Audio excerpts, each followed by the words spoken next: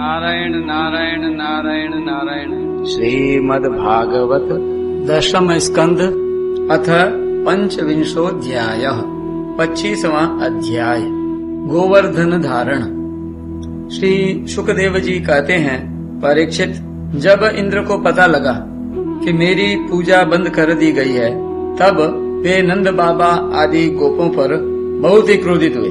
परंतु उनके क्रोध करने से होता क्या?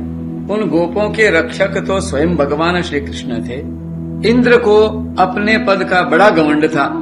वे समझते थे कि मैं ही त्रिलोकी का ईश्वर हूँ। उन्होंने क्रोध से तिल मिलाकर प्रलय करने वाले मेघों के सांवर्तक नामक गण को ब्रज पर चढ़ाई करने की आज्ञा दी और कहा, ओह, इन जंगली ग्वालों को इतना घमंड!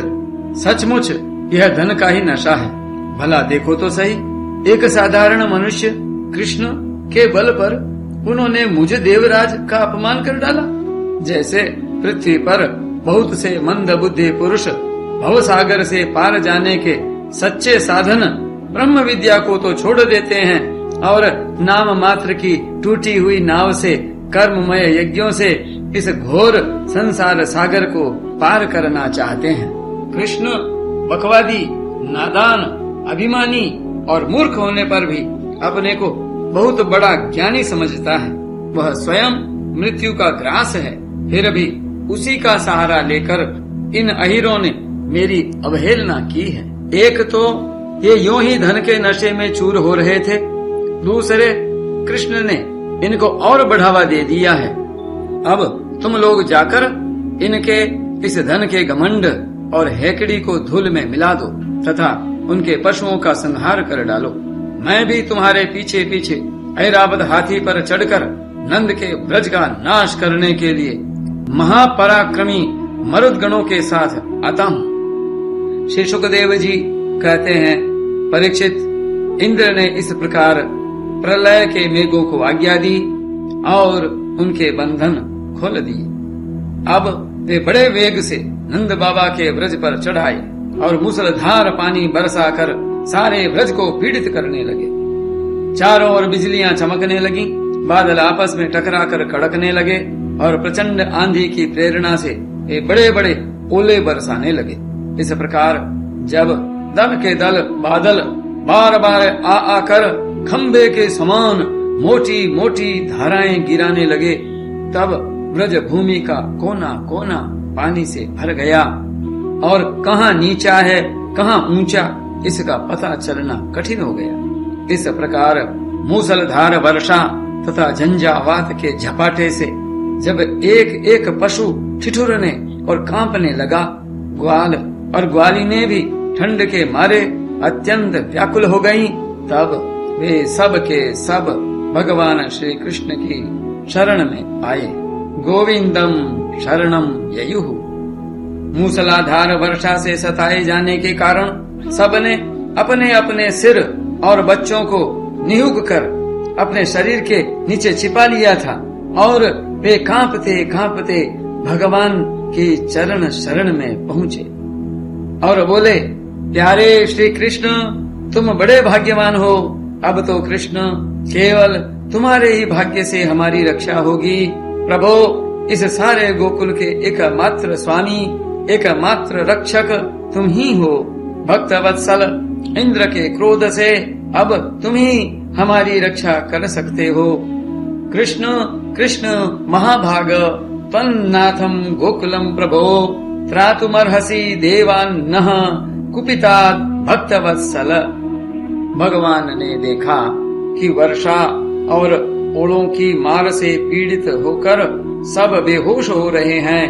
वे समझ गए कि यह सारी करतूत इंद्र की है। उन्होंने ही क्रोधवश ऐसा किया है। वे मन ही मन कहने लगे, हमने इंद्र का यज्ञ भंग कर दिया है। इसी से वे ब्रज का नाश करने के लिए बिना ऋतु के ही यह प्रचंड वायु और ओलों के साथ घनघोर वर्षा कर रहे हैं। अच्छा, मैं अपनी योग माया से इसका भली भांति जवाब दूंगा। ये मूर्खतावश अपने को लोकपाल मानते हैं। इनके ऐश्वर्य और धन का घमंड तथा अज्ञान मैं चूर चूर कर दूंगा। देवता लोग तो सत्व प्रधान होते हैं, इनमें अपने ऐश्वर्य और पद का अभिमान न होना चाहिए। अतः यह उचित ही है कि इन सत्व गुण से च्युत दुष्ट देवताओं का मैं मान भंग कर दूं। इससे अंत में उन्हें शांति ही मिलेगी। यह सारा व्रज मेरे आश्रित है, मेरे द्वारा स्वीकृत है और एकमात्र मैं ही इसका रक्षक हूँ। अतः मैं अपनी योग माया से इसकी रक्षा करूंगा। संतों की रक्षा करना तो मेरा व्रत ही है। अब उसके पालन का अवसर आ पहुंचा है। भगवान कहते हैं, सकृदेव प्रपन्नाय तवास्मीति च याचते अभयम सर्वभूतेभ्यो ददाम्येतद् व्रतम मम। जो केवल एक बार मेरी शरण में आ जाता है और मैं तुम्हारा हूँ इस प्रकार याचना करता है, उसे मैं संपूर्ण प्राणियों से अभय कर देता हूँ। यह मेरा व्रत है। इस प्रकार कहकर भगवान श्री कृष्ण ने खेल खेल में एक ही हाथ से गिरिराज गोवर्धन को उखाड़ लिया और जैसे छोटे छोटे बालक बरसाती छत्ते के पुष्प को उखाड़कर हाथ में रख लेते हैं, वैसे ही उन्होंने उस पर्वत को धारण कर लिया। इसके बाद भगवान ने गोपों से कहा, माताजी, पिताजी और ब्रजवासियों, तुम लोग अपनी गौओं और सब सामग्रियों के साथ इस पर्वत के गड्ढे में आकर आराम से बैठ जाओ। देखो, तुम लोग ऐसी शंका न करना कि मेरे हाथ से यह पर्वत गिर पड़ेगा। तुम लोग तनिक भी मत डरो। इस आंधी पानी के डर से तुम्हें बचाने के लिए ही मैंने यह युक्ति रची है। जब भगवान श्री कृष्ण ने इस प्रकार सबको आश्वासन दिया, ढाढ़स बंधाया, तब सबके सब ग्वाल अपने अपने गोधन, छकड़ों, आश्रितों, पुरोहितों और भृत्यों को अपने अपने साथ लेकर सुविधे के अनुसार गोवर्धन के गड्ढे में आ घुसे। भगवान श्री कृष्ण ने सब ब्रजवासियों के देखते देखते भूख प्यास की पीड़ा, आराम विश्राम की आवश्यकता आदि सब कुछ भुलाकर 7 दिन तक लगातार उस पर्वत को उठाए रखा। वे एक डग भी वहां से इधर उधर नहीं हुए। श्री कृष्ण की योग माया का यह प्रभाव देखकर इंद्र के आश्चर्य का ठिकाना न रहा। अपना संकल्प पूरा न होने के कारण उनकी सारी हैंकड़ी बंद हो गई। वे भौचक्के से रह गए। इसके बाद उन्होंने मेघों को अपने आप वर्षा करने से रोक दिया। जब गोवर्धनधारी भगवान श्री कृष्ण ने देखा कि वह भयंकर आंधी और घनघोर वर्षा बंद हो गई है, आकाश से बादल छंट गए और सूर्य दिखने लगे, तब उन्होंने गोपों से कहा, मेरे प्यारे गोपों, अब तुम लोग निडर हो जाओ और अपनी स्त्रियों, गोधन तथा बच्चों के साथ बाहर निकल आओ। देखो, अब आंधी पानी बंद हो गया तथा नदियों का पानी भी उतर गया। भगवान की ऐसी आज्ञा पाकर अपने अपने गोधन, स्त्रियों, बच्चों और बूढ़ों को साथ ले तथा अपनी सामग्री छकड़ों पर लादकर धीरे धीरे सब लोग बाहर निकल आए। सर्वशक्तिमान भगवान श्री कृष्ण ने भी सब प्राणियों के देखते देखते खेल खेल में ही गिरिराज को पूर्ववत उसके स्थान पर रख दिया। पश्यताम सर्वभूतानाम स्थापयामास लीलया। ब्रजवासियों का हृदय प्रेम के आवेग से भर रहा था। पर्वत को रखते ही वे भगवान श्री कृष्ण के पास दौड़ आए। कोई उन्हें हृदय से लगाने लगा और कोई चूमने लगा। सबने उनका सत्कार किया।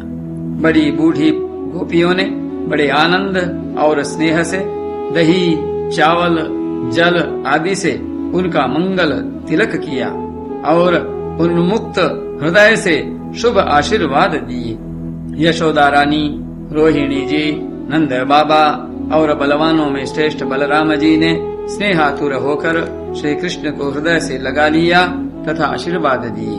परीक्षित, उस समय आकाश में स्थित देवता, साध्य, सिद्ध, गंधर्व और चारण आदि प्रसन्न होकर भगवान की स्तुति करते हुए उन पर फूलों की वर्षा करने लगे। राजन, स्वर्ग में देवता लोग शंख और नौबत बजाने लगे। तुम्बुरु आदि गंधर्वराज भगवान की मधुर लीला का गान करने लगे। इसके बाद भगवान श्री कृष्ण ने ब्रज की यात्रा की। उनके बगल में बलराम जी चल रहे थे और उनके प्रेमी ग्वाल बाल उनकी सेवा कर रहे थे। उनके साथ ही प्रेममयी गोपियां भी अपने हृदय को आकर्षित करने वाले, उसमें प्रेम जगाने वाले भगवान की गोवर्धन धारण आदि लीलाओं का गान करती हुई बड़े आनंद से ब्रज में लौट आई। नारायण नारायण नारायण।